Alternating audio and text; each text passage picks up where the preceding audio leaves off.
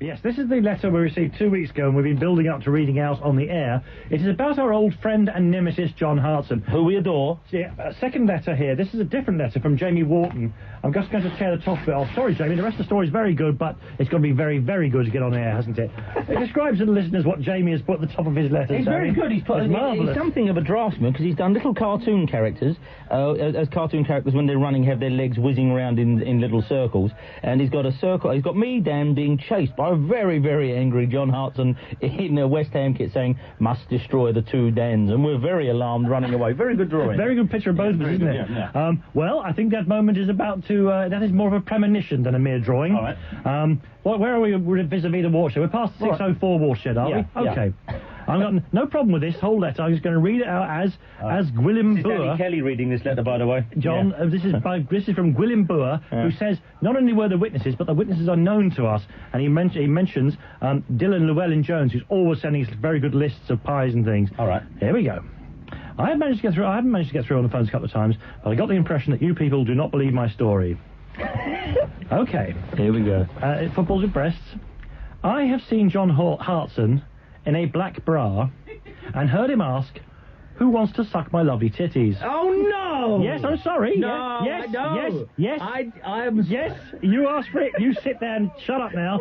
I know. Oh, what's everyone looking at me for? Shut up. Just Shut as up, my name gets read. He doesn't even exist on the show and all the press handouts. I get the flack. He says things about titties. Shut up. Go on. In May 1994, we were in Tallinn to watch Wales play Estonia in a friendly, which we won 2-1. We were part of a total Welsh support of 10. Yeah. Is that a record for a home international team? I had a fine time, including playing in the empty stadium before the day of the match and taking shots at the Estonian goalkeeper during the pre-match warm-up. Fantastic. After the match, we tugboated it up around town and ended up in the team's hotel bar where we drank some more. At some point, a very drunken John Hartson, Ryan Jones, Sheffield Wednesday, career over due to injury, and Adrian Williams, career over due to playing for Wolves, came into the bar. The story that they told us was they had been tugboating. It's just occurred to me, there's a sub-note here, it just occurred to me that it was a sports bra. Right. And taking the bra was a souvenir of their first trip as a part of a senior Welsh squad. Okay, yeah, they've probably been to a cat house. They've been to a bar. They've been to some kind of bar, yeah. To be honest, we were as drunk as the players, and there is not much to add apart from the fact that John Hartson called a very senior member of the football establishment a homosexual. Hartson seemed quite at home. It's 6:06. Yeah. Everyone, it's lit the time now. Oh, 6:07. Go on. Who did? Oh no! Why does his name keep coming out? It can't be true. He has too many alibis. Yes, he does. Yes, he does. Yeah. I'm sorry, Hartson seemed quite at home wearing the bra and with his breasts and was quite happy to invite people to suck on them. Oh, no, that's No, shut up. No, that is it. No, there's more. No, we can't. We're going to have to be honest. No, honestly. No, he's going to have to look at it first. Honestly, seriously, we've got a producer said he's going to have to look at it first. Listen to this. No, the story's over. It doesn't get any worse. You've been to the top of the roller coaster, now you've been down the other side. To be honest, until your observations about Hartson's bra in the bar, Hartson's bra in the bar incident has never struck me as being much significant. It never thought of telling this. However, we will be going to Malta and Tunisia in June to watch Wales in some more friendlies, and no doubt we will come across the players again. Although Hartson in the bra is not that exciting a sight, to be honest. Well, I will keep you informed on whether he goes topless or sports a bikini. Well, there you go. And it's from? That's from Gwilym Boer, John, not us. No, I didn't read. I had nothing to do with it. I actually tried to stop the story, John. You heard that. So just actually donned it and swanked around the bar. This is that top line. Inviting sucklage. All right, okay, so... I love this. A friend of mine, Steve Sheard, who we were in the Cup. It was the year we got to the quarterfinals and got knocked out at Luton. But we were pacing it out, and we said, well, when's the FA Cup? It's on, it's May the 3rd this year, whatever it was. Yeah. His baby was due May the 2nd. Right, and so we were 2 games away from Wembley, because Wembley was a good side, and we were 2 games away from it. And I remember this, and this is a genuine ad-lib, and you don't hear a lot of genuine wit on terraces. So we said, Steve, he said, I know what you're going to say. We said, well, what are you going to do? What are you going to do? He said, well, if it's the cup final, of course, he said, it's the cup final. I don't think it's a prize. He said, in the end, he said, I love it and all that, but nevertheless, if we're in the cup final, what I'll do is I'll just have to, all right, I'll tape it. That's what I'll do. And then when I come back from the football, she can show me what happened. he actually said that, Steve. He did. He said, I'll tape it. And when I come back from the football, she can show me what happened. This is line 5, and this is John. Hello, John. Oh, what have I done there? I've not the thing. John. Hello. Hello, John. What do you want to tell us, John? How you doing? Yeah, good as gold. We've had this conversation before in another radio station on a Saturday morning. Did we? Yes, but, I think it qualifies well for one of your... It's all right. It's another chance to hear, if I remember it. Go on. Yeah, okay. It's about the crowd. I told you that way back in the early 70s, I was around about 11, 12, and I was the only person at a football game. So that meant the attendance was 1 because of the fierce weather. And because I was... Oh, yeah, I remember you, John. Yeah. I don't remember this. Okay, and This involves a parka, doesn't it? A hood. No, great. a duffel coat. All right, sorry. All right. Okay, John. But what the point is, from the attendance being 1, me, in fact, there wasn't anybody within about 2-3 miles radius of it. It was in one of those all-weather pitches. I ended up refereeing it, so I came out of the crowd. I remember you now. Out through his hood. I remember you now.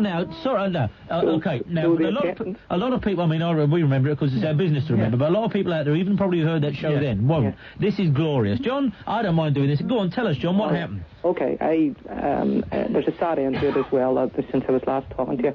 I was very friendly with a guy who was about 11 or 12 years older than me. He lived in the same street and took me under his wing, whatever. And he was a very good footballer at for that standard. And I used to go and watch him playing football for this team, home and away, like I was there, you know. And by and large, it was only the managers and me on the line, 3 or 4 people, you know, it was at that standard. Yeah. This time it was fierce. I remember you lot taking the mick out of me because of the fierce rain. And nobody, there wasn't even, I don't even remember any cars passing by during the match. It was freezing, it was sleeting into your face, wasn't it? It was too dangerous to drive a car, such was the weather. Yeah. I was standing on the line and they all looked about, and I couldn't believe that they were going to play it.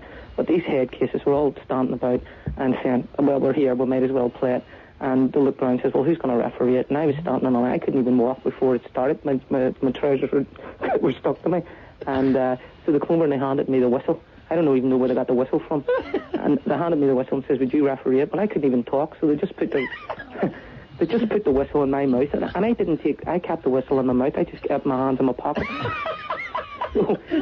Did you watch a program called South Park at all? It's on tonight on Sky Television at 10 o'clock. No. Well, if you've got Sky Television, put it on at 10 o'clock. There's a character who looks just like you in your parka on it, and you'll see what I mean. Anyway, carry on. Well, anyway, the match continued. The half-time, I just literally stood in the halfway line, and if there was a decision to be made, I just blew the whistle. I didn't do it. And they stopped. I didn't say it was offside or throw-in or whatever else, and away it went anyway, and I cut it short. I must have played about 30 minutes the first half and about 20 minutes the second half. Yeah, maybe Yeah, but the point, I've told that story before, when I blew up for full time, everybody ran off to the cars, because that's where they got changed, and they left me standing on the line. Right? Yeah, they did. And they left him there with the whistle poking out of his duffel coat, his hands in his pockets, no thanks, nothing, was there? Right, no. But then the fella who I was very, very friendly with suddenly realised, you know, about 5 or 10 minutes later, I couldn't walk, or couldn't shout, or couldn't take a whistle out of my mouth. So he came back and he literally lifted me. Now my knees wouldn't even bend. He lifted me and carried me across the pitch horizontally with a whistle still in the mouth. Making this kind of and put me noise as he carried you. And put me along a back seat while they all got changed. I just lay along the back seat. You see, in a cartoon, the whistles would have come out in ice cubes. The note, you know the note you always see coming out of a whistling cartoon? It would have come out, you see, and hovered in ice. Well, and then when the weather warmed up a bit, several decisions would have made themselves known. Once they thawed out, you'd have heard an offside decision months later thawing out above that pitch. How have you been since? Well, I'm dead on. There's a few other things I just want to say. Very quick, go on then.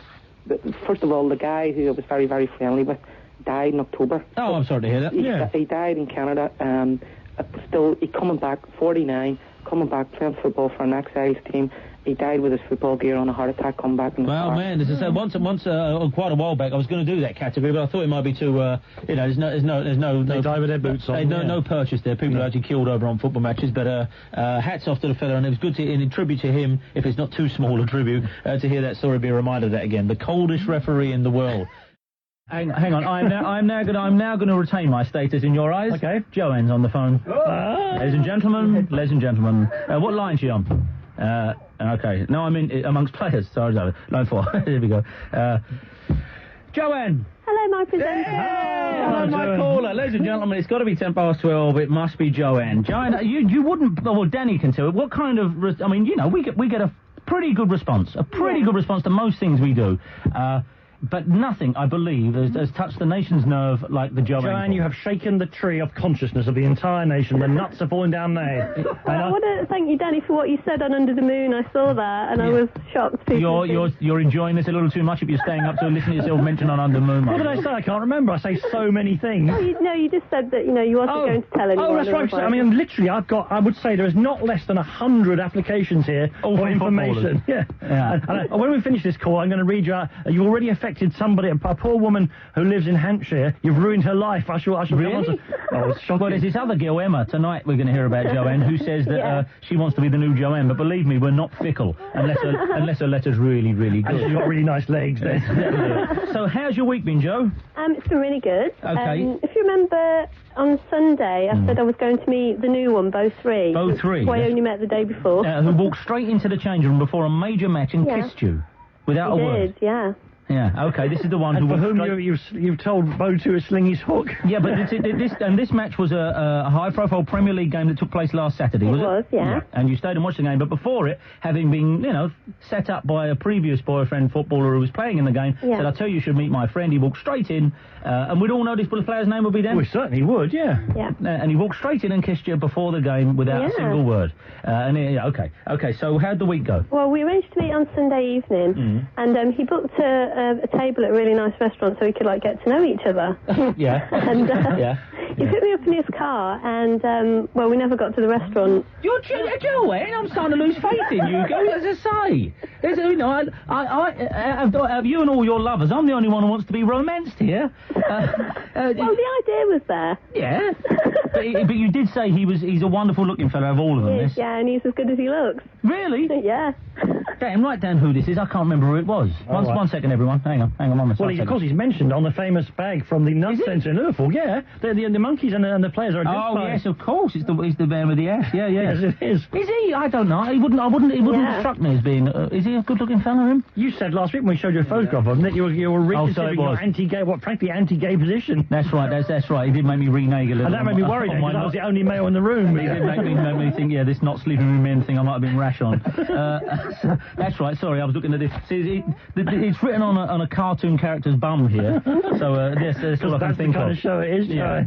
So Jo, you never made it to even the meal? No, we had to pull over to a quiet country road. Why does the theme from EastEnders running through my head here? Why would that be? Really? Yeah. What kind of a car was it, Jo? No, he's up. No, sorry, no. Lots and lots of people that know players by there. Yeah, you will, yes. So what kind of car was it, Jo? A big one. Yeah. All right. And that can't have been the end of the evening, just you and this Well, we were there for a couple of hours. Yeah. So, you know what? I've got an image here.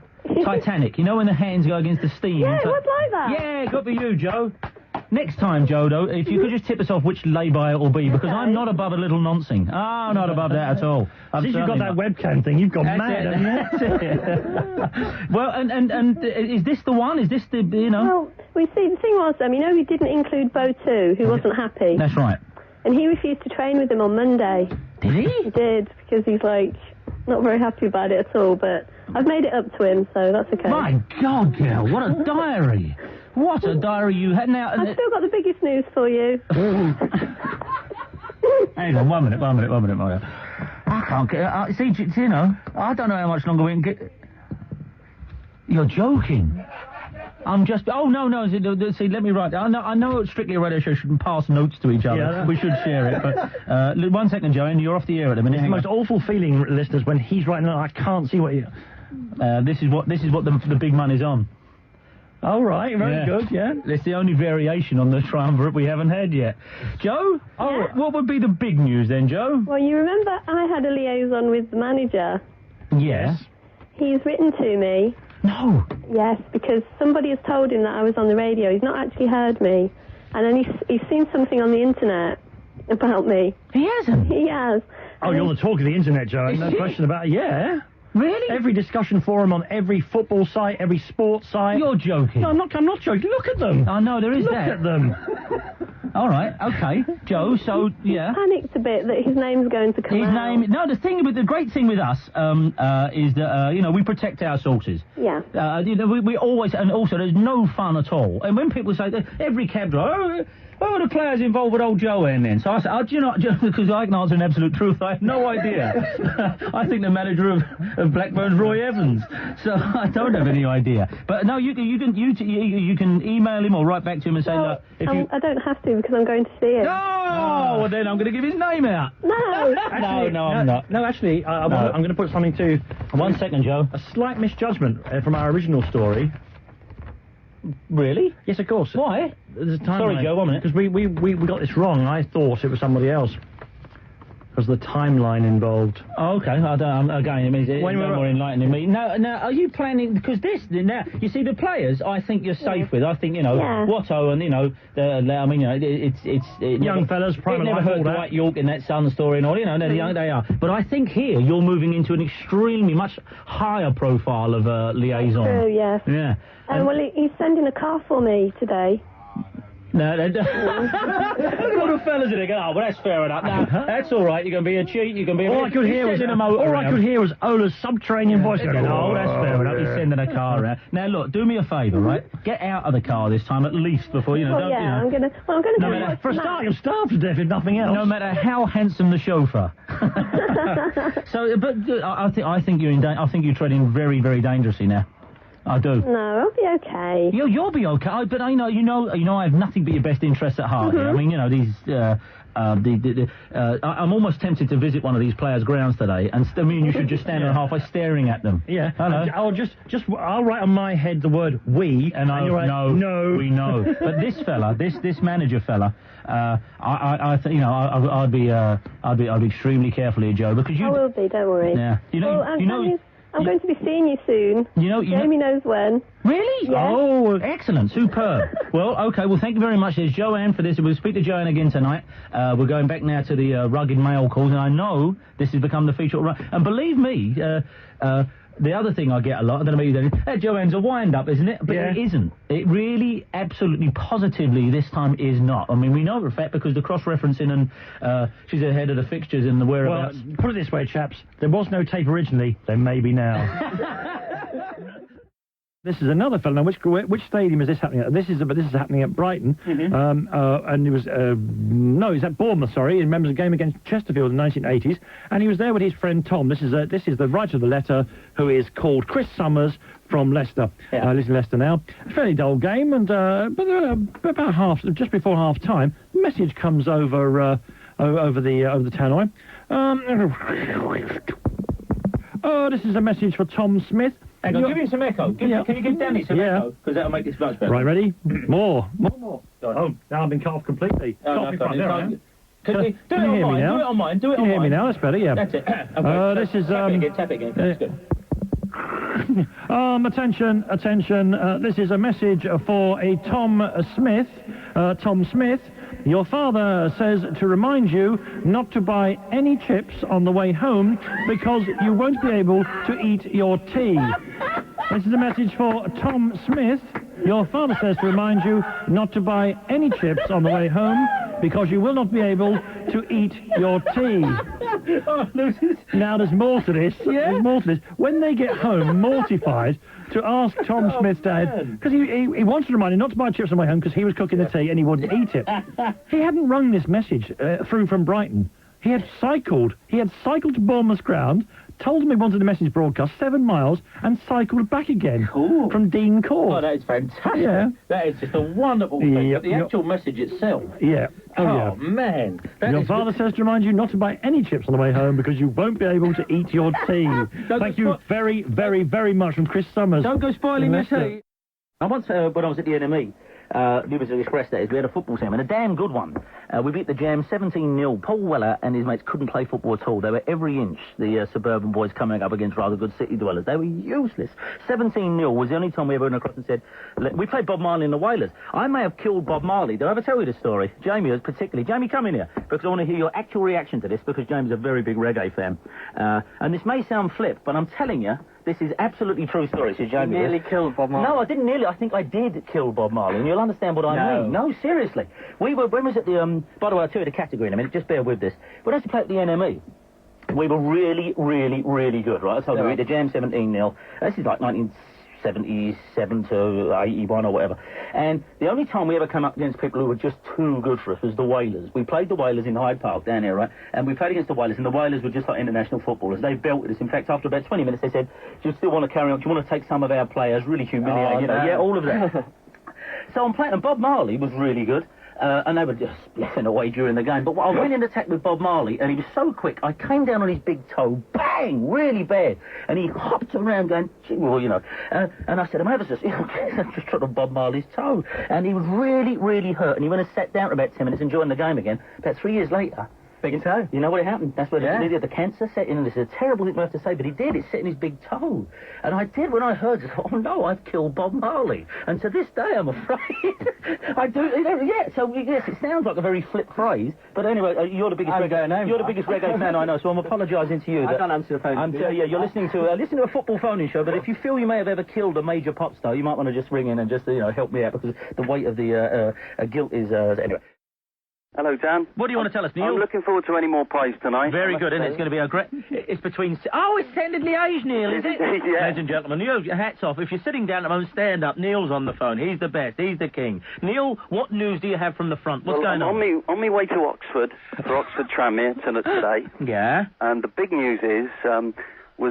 went to the Chelsea game on Thursday night. Oh, he's now going to big bets now. Very good. Unless people... people are joining us all the time, and thank you very much for it. Neil has a friend in Belgium, and his friend bought Neil a Standard Liège tie. Any more tie? Neil then gets his mate to write from Belgium to say, my friend, we are Standard Liège scouts, and we would like free entry to your matches. And every football club in Britain, such as their high level of organisation and science, falls for this. Neil's been everywhere. As far as many clubs are concerned, they've even tried to sell him players. He represents Standard Liège. Now, on this, I know you've been to Tottenham, but here, this was a very big game. This was a big game because Chelsea Vincenza on Thursday night. You attended in what capacity? I was with my friend Tony. We were both scouting for Standard Liège, and basically looking at in case we get into Europe next season. I can't tell you how pleased I was at Chelsea. I was sat 2 seats away from John Gorman, and I was desperately trying to see what he was writing down, but I couldn't make head nor tail of it, to be honest. I think it was a shopping list. But have a guess who I met in the bar? Who did you meet in the bar? Mr. Mellor. Whoa! Did you really? Ding, ding, ding, ding, we're taking the fight to the heart of the beast. Yes, we're living in the heart of the beast now. For the heart of the sun. I've got two things to tell you about Mr. Mellor. Go on. First of all, I'm thinking of phoning him tonight because he thought my friend Tony Williams was one of the best fullbacks he's ever seen for Fulham. No! And my friend Tony's a plasterer. Now, hang on. I'm shaking. Your friend Tony is a plasterer, right? Yes. What did he tell Mr. Mellor he was? He played for Fulham in the late 70s. And Mr. Mellor said this really strange thing. I remember you. I can remember you. You can imagine him sort of salivating as he does. And he was getting all excited saying, you remembered him playing when he used to support Fulham. Yeah, of course. Famously, he was a Fulham supporter before he became a famous Chelsea supporter. And yet, he identifies Tony the Plasterer. Tony the Plasterer as a Fulham fullback. And also, I went to hang on, let's go Cohen, Haynes, Tony the Plasterer. Tony the Plasterer, Tony the Plasterer, right, yeah. And I went to the toilet at the same time as Mr. Mellor. Oh, yeah. And all I'll say is the John Walk of broadcast. No! And now we're getting it all. He's up, Neil. We may have to edit that back out and put it in the late... Well, this is no guide to a broadcaster. A broadcaster can, of course, be a perfectly adequate broadcaster with, less than the given quotient. I'm prepared to... I'm disallowing this as a valid comment, Neil. If I'm brutally honest, I saw him go to the toilet. I'm going to disallow this, A, on the grounds it's too early for this sort of... And B, we really should not make sport of an under-endowed broadcaster. You can't do this. Well, I apologise. As a matter of record, it is now... It's in the books. There's nothing we can do about that. Yep. We cannot take we don't want anybody else ringing up to confirm that at all. At all. And and once it's been mentioned now, we shall never, of course, mention it again. And just coming back to your friend Tony D. Plasterer. So you went to the loo for a wee, yes? Well, I sort of raced after it, yes. Well, and basically what you're telling us is, you've seen elevator buttons with more, cast more of a shadow. All right, now, coming back to the actual Chelsea hospitality, was it up to par with some of the other ones you've been to? Cream of vegetable soup. Yeah. And egg mayonnaise sandwiches, which I thought was a bit of a letdown. Yeah. Very much a letdown. Yeah. But having said that, they spend all this money, and like Tony pointed out to me, their ceiling wants replastering at their players' lounge. Tony would notice, of course, wouldn't he? Tony would notice that. I mean, everyone else was sat around there talking about football, and we were sat there just pulling the place to bits, saying, not only that, but other broadcasters. Now, of course, we don't... I mean, there's Miss Sanchez, I believe, may wish to take issue with you over this, but please, not over these airways. But, Neil, we know you were very much on fire last time we spoke to you about the soup at Wolverhampton. Yeah. The good soup at Wolverhampton. Did it overshadow the Chelsea cream of whatever it was? No, I think Wolves was the best soup. I mean, we've got a couple of games left to the end of the season, because I'm hoping to go all through the season with this. Let's go into different games. You have got a book inside you. Neil, I don't believe... I think there's every chance you end up as manager of a major club before the season's over. Well, I'm thinking of next season maybe writing for a few jobs. I know you've done that before, haven't you? We've done that. But we never do a standard liaise headed notepaper. I think you're a shoe-in, aren't you? I think you might have to switch clubs, because I think the standard liaise thing, the FA are going to circulate some kind of letter saying we're warning more. Which is fine, because, as I say, if it ended tomorrow, you've had a real good run, haven't you? Oh, fantastic. And as I say, well, people get so excited about Continentals, don't they? Exactly. Continental football. He was salivating. And just to underline it, where are you actually from? I'm from Bristol. Ladies and gentlemen, Neil. He probably works in Bradshaw Snake Boss, doesn't he? Never disappoints. That's Neil. And I apologise for portions of that call, because, we could attack him for his broadcasting, we can attack... No, we can't attack him. Actually, we now know it's narrowcasting, don't we? Exactly. But we certainly cannot condone making sport of the fella's physical shortcomings, if that be, because who amongst us could pass that test? No, who could say? What do you tell us, Alan? What do you want to say? Well, I know you want people to ring up about playing when they're drunk. Playing when they're roaring drunk and having a good game is the twist. I wasn't quite drunk. I was actually under the influence of LSD. Oh, well, I can feel this. You see, I know a lot of people will shrink from this, and I know 606 shrink from LSD-based calls. But what I want to say here is... no, I can't say what I want to say here. No, I can't, because... But if ever I meet you, Alan, I want to tell you, and I want to get every detail on this, because it's not a thing about boldness or cowardice, but I think there may be something else out there. That's all I want to leave it at. So it's an LSD-based call, which what do you always say then on things like this? We neither condone... We don't need to morally censure, we just want the entertainment. We just want the entertainment. Now, okay, so you... and kids, by the way, this is a maniac. You're a self-confessed maniac, aren't you? Well, that's right. That's okay. It's got nothing to do with that. But an LSD call. Off you go. Well, I turned up for the game. It was a Sunday morning game. Having had a tab? Yes, about 3 hours previously. Oh, how long ago was this? When was this? This was about 4 years ago. No, please. We don't want to. We do not want to glorify the process. We don't care about your works. I've seen Train Spotting, and it comes out on the other side. Okay, so. Having had the tab, go on. Well, I turned up and said, look, I think I'm better off going as sub, because I wasn't feeling great. I didn't really want to play. And we're 3-1 down midway through the second half, and one of the players got injured, so I had to come on. Bring on the crazy, goes up the shout. Yeah, to bring on the yellow submarine. And with my first touch, I scored from about 20 yards. Yes. Did you? Yes. You think you scored from 20 yards. You, in fact, put the ball onto the next pitch. It hasn't come down yet. In your mind's eye, you scored into a tiny little goal, no bigger than a matchbox, with a ball the size of our first caller's testicles. Straight in there, and you think you did you really? Yeah, from 20 yards. I'm not a great player either, so it shocked me even more. Yeah. And it went straight, it tore in, and I went running off to the sideline, one man and his dog standing there, slid on my knees in front of them, giving it the full Monty. Yeah, and the dog grew to the size of a house, and the man shrank down and said, You'll be sorry. Did you have any psychedelic effects during the game? Well, I was sort of giggling a bit, and my vision wasn't 100%. But it wasn't too but bad. seriously, I put a hand to God, and quite rightly, and nobody listening to this to think we're in any way trivialising the dread subject of LSD. No, that's it. No, but, okay, but what I want to say here is neither of us have, but what do you actually see? You don't see things coming out or anything, just... No, friends of mine have told me you do see things coming out. I've never experienced that, to be perfectly honest with you, Dan. I just sort of... Things go a little bit... Whoa, they sort of, expand... But to score from 20 yards, I'm thinking Beckham. I mean, I don't know. Beckham from 40 yards. Naeem in the Cup final. Naeem in the Cup final. Now it's all becoming clear. Riddles. Because these are not moves from the coaching manual, are they? No, these are not. These No. are plainly from the psychedelic mind. Yeah. Now, you thought... was this your first experience of an LSD game? To be honest, it wasn't, no. No. So, but this can't be in a training, man. And I would like to think that any pro not only steers clear of the beer and the cigarettes, but basically would say, well, no, you cannot do a game while humming Lucy in the Sky with Diamonds. You cannot do it. But you nicked one from 20 yards? Yes, it must be performance enhancing. Well, no, I don't think it is. I think this is a fluke, like any fluke, but I would have thought you'd have stood there for a while and melted into cream cheese and thought, I didn't really score from 20 yards. Why are all these people gathering round me? What do you know about me, Why man? have my new Adidas Predators turned into chicken's feet? Why? Why? Well, all I can tell you is, and by way of a cautionary tale, because we don't want to leave this on a positive note, and it's a great call, Alan, I want something else from you. Thanks very much. A very good friend of mine, right, who in similar circumstances tried to watch the football results roll in, right? Well, he did. And he became convinced that he was wearing a huge sombrero, right, that came over his head, neck and chin, and sat there on his shoulders, but a big sombrero. This is Monty Smith. Anyway, a big sombrero, like this. And he sat there in his big sombrero, and as other people joined the front room to see the results came in, he thought how silly they were, that they couldn't see his sombrero. And that, he told me, is why LSD people giggle. Because they think, this is the funniest thing, you don't know I'm wearing a great big sombrero. But the sombrero had a hatch cut into it for his face, which he lifted up and pulled down so he could look out of the sombrero and observe the teleprinter.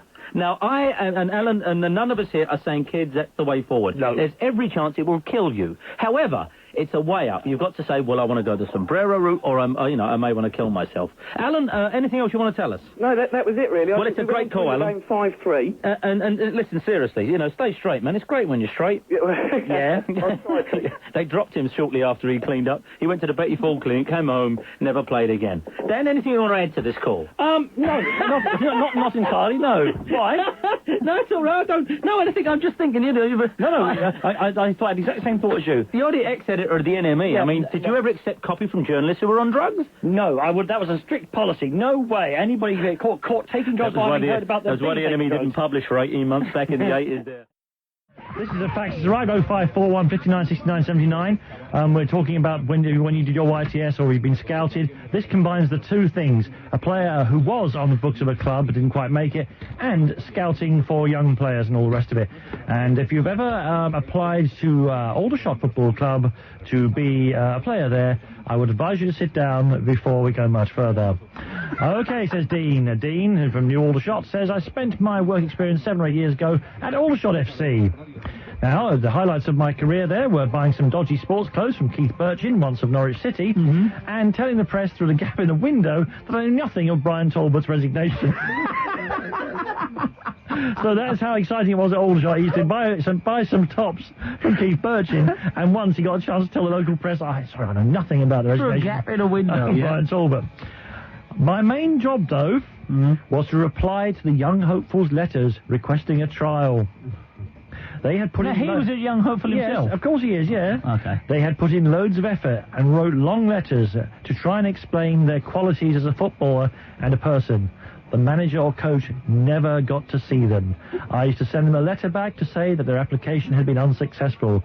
Every letter was Every letter was exactly the same, with just a space left for me to write their name in. Yeah, form letter. I also had to answer the... So this 16-year-old kid is breaking the hearts of 16-year-old kids, or 15, 14-year-olds, yeah?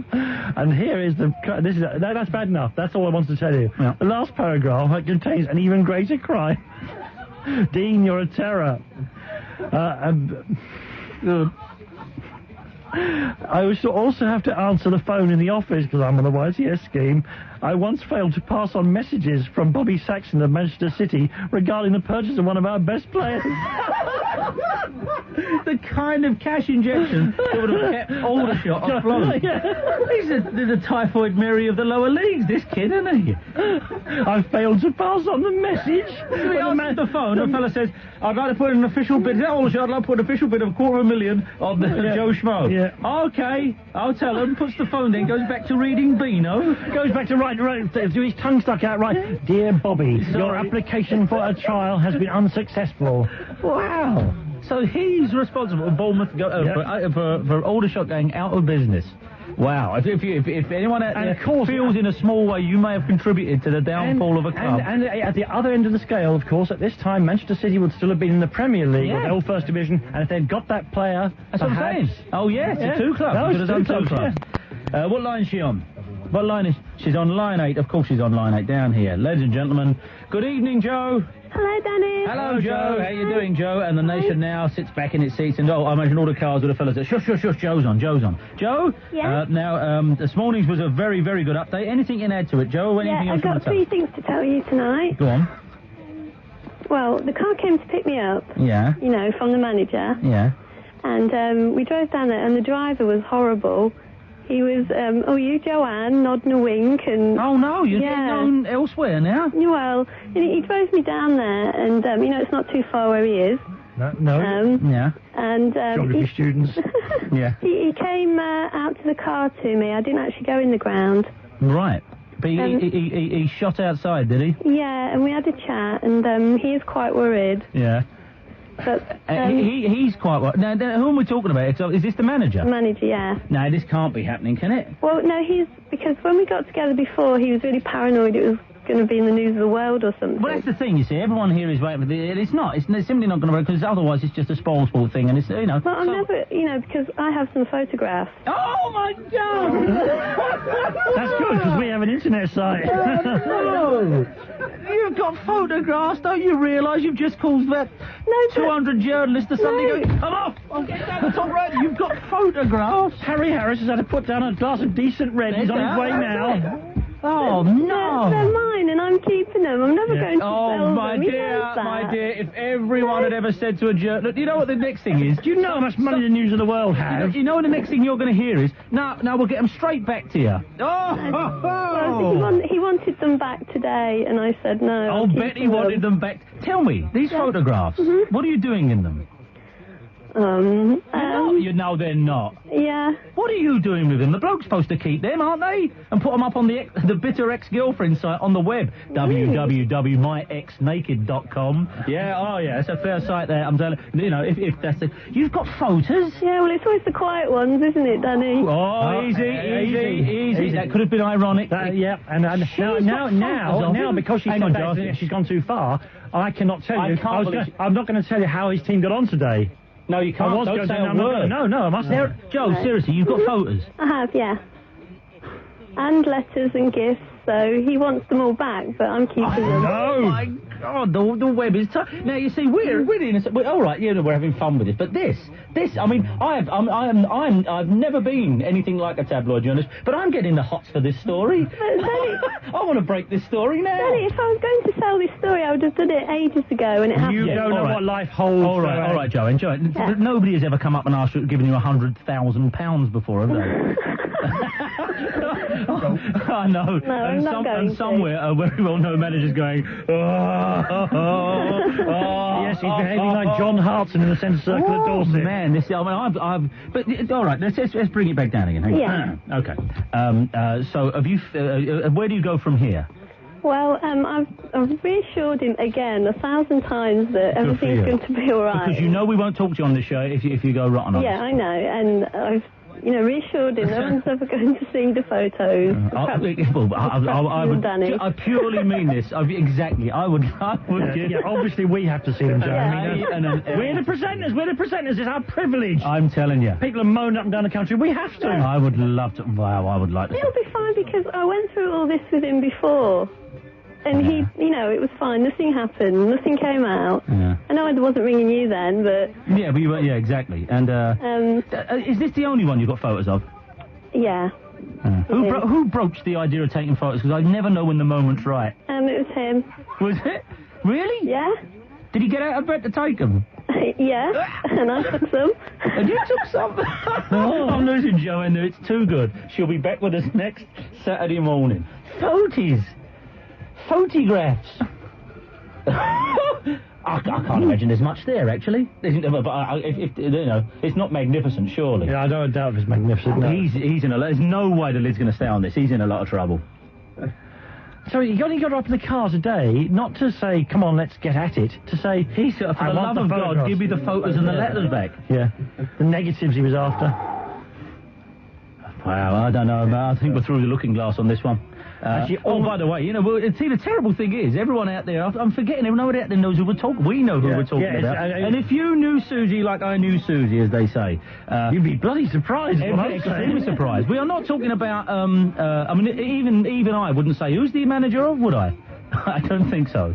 I mean, we know. No, he is one of the tops. I'm just doing this to tease the hacks. It's 6:52. Sean, where are you, Sean? In Belfast. Okay, Sean, what do you want to tell us? I've got a story about a dangerous game. A danger... I thought for a moment... You're ringing from where? From Belfast. This will be a very dangerous game then, would it? Okay, what happened, Sean? Well, it was last year we were playing in an under-16s league. Yeah. In my area, and we were playing a team from the Falls Road. Yep. And so it was normal 11-a-side and all that there. We ended up... We had a bet at the start. They said we would have to walk up the Shankhill Road in our Celtic shirt.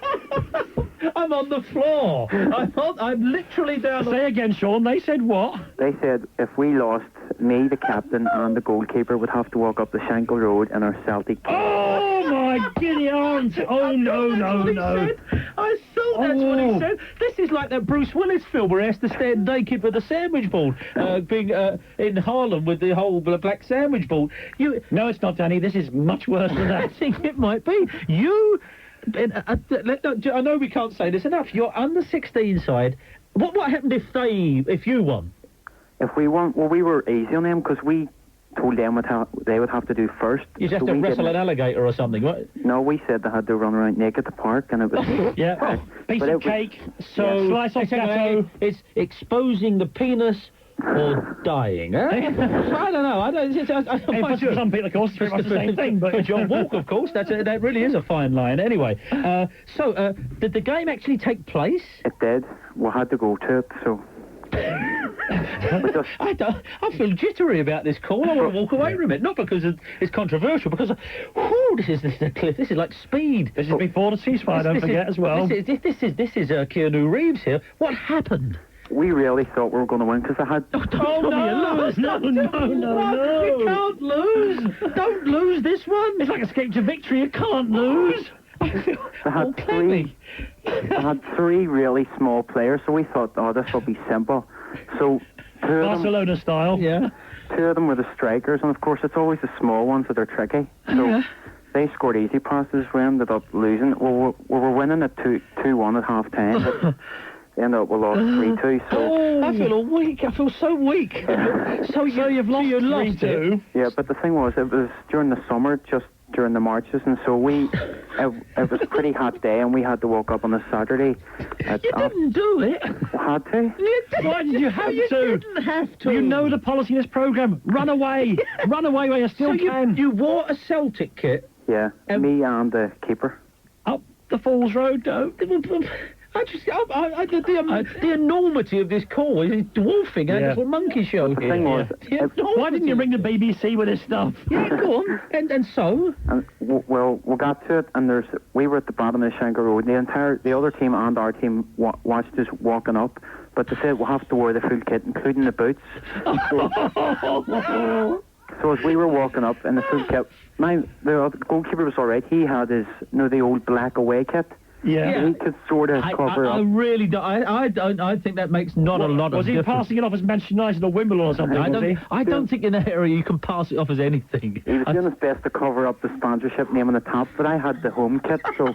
So you were wearing green and white hoops. Yeah. Yeah, but- I think recognised more. I understand. Recognised more than Coca-Cola worldwide as some kind of branding. And we were walking on up, and it was busy, but at the start there wasn't too many young people. That's what I was really worried about. I'm literally shaking. I mean, this makes all those stories about. And I sat in the away end, Arsenal when I was a top. I said, "This is a very small beer." Yeah. And you did it. Well, we were going up, and as we got up, it was older people, so we didn't really mind that. But then when we were getting up, we started seeing all these young people, and so they must have been playing something. They're just messing about in the town or whatever. But we got up, and then we seen a wallpaper shop, and we thought there's not going to be many young people in there, so we ran into the wallpaper shop and walked about for a couple of minutes. Go on. And then it ended up. Go on. Oh, God. But with the boots making all these noise, everyone kept turning around. So, in this wallpaper shop, you're in the wallpaper shop, clacking about in your boots. Yeah. People are watching you.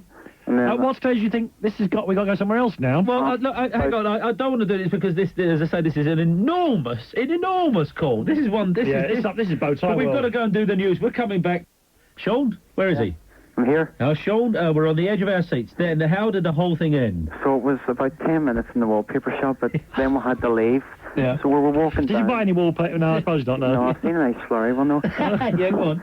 We were walking on down, and we seen a sports shop, and I had a couple of pounds, not much. How long is the Shankhill Road, by the way? Oh, well, we didn't walk it through. A million miles. A million miles. The retreat from Moscow, a doddle. A doddle. So go on, yeah. We didn't walk it through length, because at the top was the housing estate, so we didn't want to be near bottled them. out. No, anyway, good, so yeah. But on the way back down, we seen a sports shop, I thought maybe they'll have some of those, 99p white T-shirts. Yeah. And I thought maybe we'll go in and get some. But as we turned in, we just seen a couple of teenagers just standing at the back, so we just turned right out and said we just had to... What's the aversion with young people, Sean? Because they'll go for it. They will draw attention, I believe. They will probably say, look, here is someone in the Shankhill Road wearing a Celtic kit. Okay, yeah, right. Okay, yeah. So we just decided, right, we'll just have to just keep walking on down. And then as we were walking down, it was getting more and more crowded because we were getting near the big shops. Yeah. And then I swore, I was getting really paranoid at this time, and I seen a man... I wonder why, Sean. That is not paranoia, that is reality, yeah. I seen a man walking towards us. He was a fair bit distance away, and he was wearing a leather jacket. And just the men wearing a leather jacket in Northern Ireland, you just don't want to see them. Yeah, I know. I Because you just think of things. And so we decided to cross the road, but then I thought, no, maybe someone will see me in the shirt and want to knock me down or something. Yeah. So we just kept walking and got faster and faster and faster. Well. And as we got to the end, there was really no people left, and I don't think too many really cared at the end, but... Well, Sean, you are... that is way up. I mean, of course, the breathtaking, the absolutely breathtaking courage and insanity of the thing. Yeah. I don't know what... of course, it was a nuts thing to do, but man alive. Yeah. Man alive. That is extraordinary. Mark Dennis, soft by comparison. Mark Dennis, what, Mayor Dickie Lyon, or whatever he's called in prison. All you fellas in Wandsworth with our mate. Seriously, exactly. I mean, whoever's the governor, whoever's the daddy in Wandsworth, even he now would say, that fella Sean. Yeah. That's it. Did you ever play this team again, Sean? No, I left the team after that. I'm not surprised. What, with your legs been all broken in there? And wow, that is extraordinary. And Sean, if we sent out T-shirts or things... Or even 99 pence white T-shirt. White T-shirts, we probably don't. white flags, that was extraordinary.